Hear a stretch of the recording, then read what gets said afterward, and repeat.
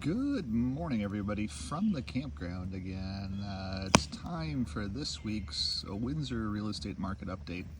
I'm going to be doing a little bit of data mining while I'm here at the campground. I'll be here for a couple days. And I brought everything with me, so I'll have some of those videos here as we go. But here's this morning's fire. I always go through a whole bunch of wood because I'm a pyromaniac at the campground. It's kind of the only place you can be a pyromaniac and not get arrested. But wanted to just quickly talk to you a little bit about interest rates and interest rate policy.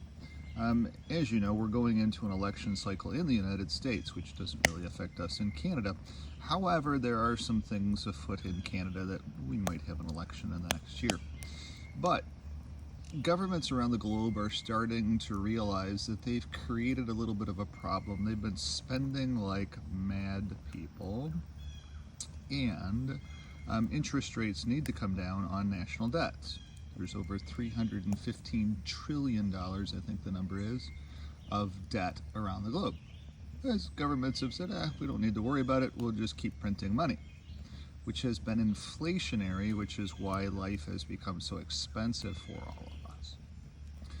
There is a threshold. Back in the 60s, the printing of money, because there were less people on the globe, the printing of money in the 1960s was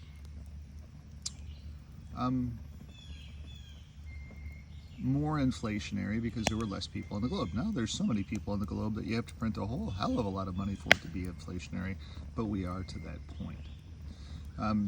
That's why this election cycle is really about how much more government spending are we going to have? How much more inflation are we going to be voting for? How much more do we want our life to be difficult? That's really kind of what we're voting for, or what they're voting for at the very least. Sorry. But at the end of the day, interest rate policy from federal governments, especially here in Canada, Canada has pointed out that they're going to be aggressive with reducing interest rate policy, which will be spurring the real estate business in the city of Windsor. The more the government cuts interest rates, the more the opportunity for people to be able to move around. And right now, interest rates have been cut so far this year by 0.5 percentage point, and I do project that there will be probably another 0.5 percentage point decrease in interest rates, which will help those folks with $800,000 houses. Everything in Canada is super expensive. Even the fire is super expensive. I'm burning my money here. But all of that policy will be getting a little bit adjusted, and things will become a little bit less expensive.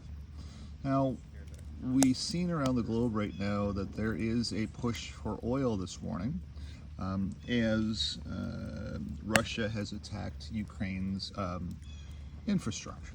So that's all now in flames right now, which is not necessarily good for oil production and oil markets around the globe, since they are all interconnected.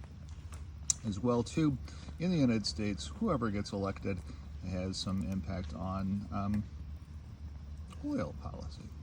We'll have to watch all of that for November 5th. However, and that will help to reduce lowering price of oil, helps to reduce inflation, and lowering interest rates help to also reduce inflation. So we'll have to see what happens with all of that as we go forward. The reduced interest rate will help Canadians and Windsorites in that their housing prices or their housing monthly payment will be going down as interest rates get cut. So that will help. It will also spur more economic development. It will spur, especially as we get a new bridge opening up here soon. And that will also spell positive times for the city of Windsor, or the Windsor-Essex County region, if you wish. We are starting to see more real estate offices opening up out in the county.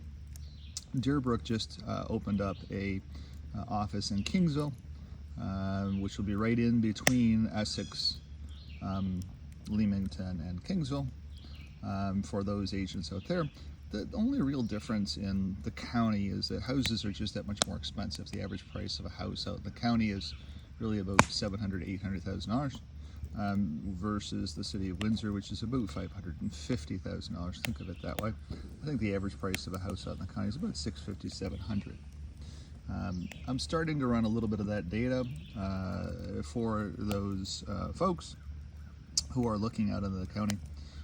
Amherstburg right now is the market to be buying in because it is getting crushed.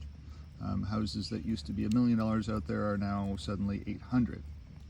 The other interesting phenomenon that I've seen this past week in the real estate business in the city of Windsor is that houses that are $800,000 now are selling, but they are having about a $50,000 price reduction or offer reduction. So instead of paying $800,000 for them, they are selling for offers of $750,000, which is interesting because it used to be the houses in the 1.1s, 1.2s, 1.3s getting $100,000 deductions to be able to get them to sell, $110,000 deductions to get them to sell. And now we're starting to see that come down scale. We're down in the 800,000s now that are getting $50,000 price reductions to get them to sell. So that's a little bit of interesting data. Again, with interest rates getting cut, those houses are a little bit less expensive with that 0.5% cut in interest rates. So that's kind of your first of the videos from the campground for this week about the Windsor real estate market. We will have to see how this all plays out. We'll have to see where government policy goes from here. And signing out from the campground, this is Brian. If you have any questions about Windsor real estate, 519-995-6145. I will be back soon. Thanks so much for watching. Have a great day. Bye-bye.